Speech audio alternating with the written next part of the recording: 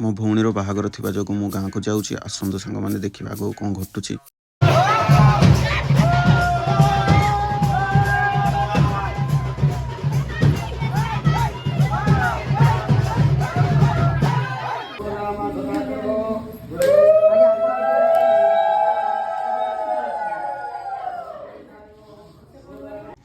मो भौणीर बाहागर थिबा हेतु मु भुवनेश्वर रु भंजनगर जावाई रेडी हेली। जगन्नाथ बस रे बसिली। बस टी बहुत भल थिला। मु रास्ता रे पानी बोतल गुड़े किनिली। पुणी बाहरिली भंजनगर जावाई।